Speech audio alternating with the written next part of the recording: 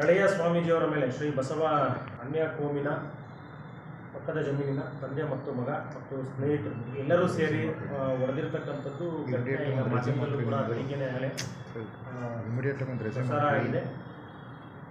ಅದಕ್ಕಿಂತ ಹೆಚ್ಚಿನದಾಗಿ ಈಗಾಗಲೇ ನಮಗೆ ಭಾಳಷ್ಟು ನೋವೇನೆಂದರೆ ಮಾದಿಗ ಸಮುದಾಯದ ಒಬ್ಬ ಮಠಾಧೀಶರಿಗೇನೆ ಇವತ್ತು ರಕ್ಷಣೆ ಇಲ್ಲ ಅಂತಂದರೆ ನಾವು ಈ ಸಮಾಜದಲ್ಲಿ ಮಾದಿಗರು ಬದುಕೋದು ತುಂಬ ಕಷ್ಟ ಆಗುತ್ತೆ. ಯಾಕೆ ಈಗ ನಾವು ಮಾದಿಗರಿಗೆ ರಕ್ಷಣೆ ಇಲ್ಲ ಅನ್ನೋದಕ್ಕೆ ಇದೇ ಒಂದು ದೊಡ್ಡ ಉದಾಹರಣೆ. ಇವತ್ತು ಹಳೆಯ ಸ್ವಾಮೀಜಿ ಅನ್ನೋಂಥ ಒಂದು ದೊಡ್ಡ ಮಠ ಕಟ್ಟಿ ಒಂದು ಶಾಲೆಯನ್ನು ನಡೆಸಿ ಒಂದು ಕಷ್ಟಪಟ್ಟು ಸಮುದಾಯದ ಒಂದು ಕೊಡುಗೆ ಕೊಡಬೇಕು ಅಂತೇಳಿ ಅವರು ಸಾಕಷ್ಟು ಕಷ್ಟಪಟ್ಟಾರೆ, ಏಕಾಂಗಿಯಾಗಿ ಹೋರಾಟ ಮಾಡ್ತಾರೆ. ನಾವು ಈ ವಿಚಾರವಾಗಿ ಅವ್ರನ್ನ ನಾವು ಯಾವಾಗಲೂ ಪೂಜ್ಯ ಗುರುಗಳನ್ನ ನಾವು ಸ್ಮರಿಸ್ತೀವಿ. ಅಂತಹ ಒಂದು ಕಷ್ಟಪಟ್ಟು ಇವತ್ತೆಲ್ಲರೂ ಕೂಡ ಮನೆಗಳನ್ನ ಕಟ್ಕೊಂಡು ತನ್ನ ಬಿಸ್ನೆಸ್ಗಳು ನೋಡ್ಕೊಳ್ಳೋ ನಿಟ್ಟಿನಲ್ಲಿ ಜನ ಇದ್ದಾಗ ಇಂಥದ್ದೊಂದು ಸಮುದಾಯಕ್ಕೆ ಸಮಾಜಕ್ಕೆ ಆಸೆಯಾಗಿರಲಿ ಅಂತೇಳಿ ಇವತ್ತು ನಮ್ಮ ಸ್ವಾಮೀಜಿಯವರು ಒಂದು ಮಠವನ್ನು ಕಟ್ಟಿದ್ರೆ ಆ ಕಾಂಪೌಂಡಿನ ವಿಚಾರವಾಗೂ ಕೂಡ ಈಗಾಗಲೇ ಈ ಹಿಂದೆ ಇದು ಪ್ರಶ್ನೆ ಬಾರಿ ಅಲ್ಲ. ಈಗ ಈ ಹಿಂದೆ ಆಗಲೇ ಒಂದು 23 ಸೆಪ್ಟೆಂಬರಲ್ಲಿ 2025 ಕೂಡ ಒಂದು ದೂರನ್ನು ಕೊಡಕ್ಕೆ ಹೋದಾಗ ಅಲ್ಲಿನ ಐಮಂಗಲ ಪೊಲೀಸ್ ಠಾಣೆಯ ಪೊಲೀಸರು ಕೂಡ ದೂರನ್ನು ಸ್ವೀಕರಿಸಿಲ್ಲ.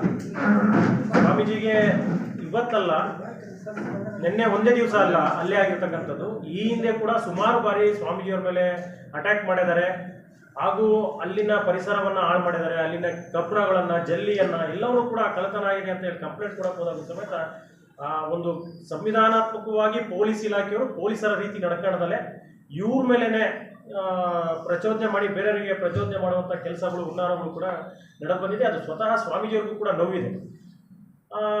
ಈಗ ಏನು ನಿನ್ನೆ ರಾತ್ರಿ ಅಲ್ಲೇ ನಡೆದಾಗ ಸ್ಟೇಷನಿಗೆ, ನಿನ್ನೆ ಸಂಜೆ ಅಲ್ಲೇ ನಡೆದಾಗ ಸ್ಟೇಷನಿಗೆ ಹೋದಾಗ ಪೊಲೀಸ್ ಠಾಣೆಯಲ್ಲಿ ಕೂತಕ್ಕಂಥ ಪೊಲೀಸ್ ತಲೆದರಿಗೆ ಸ್ವಾಮೀಜಿಗೆ ಹೊಡಿತಾರೆ ಅಂದರೆ ನಾವು ಯಾರಾದರೂ ಸಾಮಾನ್ಯ ಜನರು ಪೊಲೀಸ್ ಠಾಣೆಗೆ ಹೋದರೆ ನಮಗೆ ನ್ಯಾಯ ಸಿಗಲ್ಲ. ಇವತ್ತಿನ ಸಮಾಜ ಕಲ್ಯಾಣ ಇಲಾಖೆ ಏನು ಮಾಡ್ತಿದೆ, ಹಾಗೂ ಗೃಹ ಮಂತ್ರಿಗಳು ಏನು ಮಾಡ್ತಿದ್ದಾರೆ, ಹಾಗೂ ಮುಖ್ಯಮಂತ್ರಿಗಳು ಏನು ಮಾಡ್ತಾರೆ, ಯಾವುದಾದ್ರೂ ಒಂದು ದೊಡ್ಡ ಮಠಗಳಿಗೆ ಏನಾದರೂ ಆಗ್ಬಿಟ್ಟಿದ್ರೆ ಇಷ್ಟೊತ್ತಿ ಎಲ್ಲರೂ ಕೂಡ ದಾಸರು. ಇವತ್ತು ಭಾಳಷ್ಟು ನಾವು ಇನ್ನೂ ಹಿಂದುಳಿದಿದ್ದೀವಿ. ನಮ್ಮ ಸ್ವಾಮೀಜಿಯವರಿಗೆ ನಮ್ಮ ಜನಾಂಗಕ್ಕೆ ಬೆಲೆ ಇಲ್ಲ ಅನ್ನೋದು ಎದ್ದು ಕಾಣ್ತಾ ಇದೆ. ಇವತ್ತು ಸರ್ಕಾರ ಬರಬೇಕು. ಇವತ್ತು ದೊಡ್ಡ ದೊಡ್ಡ ಮಠಗಳಿಗೆ ಹೋಗೋದು ಬಿಟ್ಟು ಸಣ್ಣ ಸಣ್ಣ ಮಠಗಳು ಸಮಾಜಕ್ಕಾಗಿ ಆಸ್ತಿಯನ್ನು ಮಾಡ್ತಕ್ಕಂಥ ಸ್ವಾಮೀಜಿಯವರಿಗೆ ಬೆಂಬಲವಾಗಿ ನಿಲ್ಲಬೇಕು. ಈ ಕೂಡಲೇ ಗೃಹ ಮಂತ್ರಿಗಳು ಇದ್ರ ವಿಚಾರವಾಗಿ ಸಾಕಷ್ಟು ಸಮಾಜ ಕಲ್ಯಾಣ ಇಲಾಖೆಯಿಂದ ಏನು ಅವರಿಗೆ ಕಾಂಪೌಂಡಿನ ತೊಂದರೆ ಆಗ್ತಿದೆ, ಆ ಕಾಂಪೌಂಡನ್ನು ನಿರ್ಮಾಣ ಮಾಡುವಂತಹ ಕೆಲಸ ಈಗಲೇ ತ್ವರಿತವಾಗಿ ಆಗಬೇಕು. ನ್ಯಾಯದಲ್ಲಿದ್ದರೂ ಕೂಡ ಇದು ಸಮಾಜ ಕಲ್ಯಾಣ ಇಲಾಖೆ ಸರ್ಕಾರ ಎಂಟ್ರಿಯಾಗಿ ಇದನ್ನು ಇತ್ಯರ್ಥ ಮಾಡಿ ಆ ಸ್ವಾಮೀಜಿಯವರಿಗೂ ಮತ್ತು ಆ ಒಂದು ಮಠಕ್ಕೆ ರಕ್ಷಣೆಯನ್ನು ನೀಡಬೇಕು.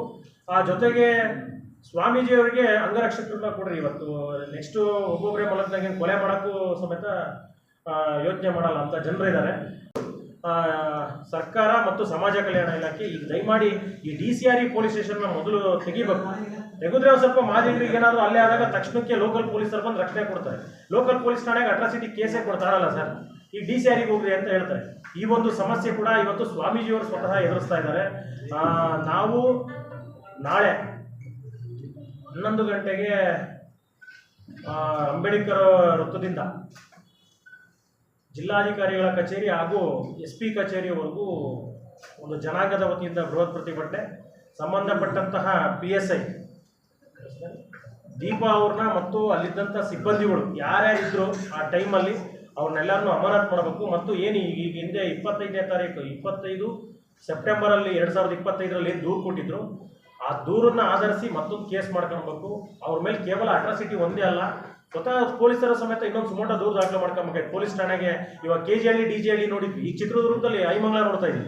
ಪೊಲೀಸ್ ಠಾಣೆಗೆ ಹೋಗಿ ಕುಡಿತಾರೆ ಅಂತಂದರೆ ಯಾವ ಮಟ್ಟಕ್ಕಿದೆ?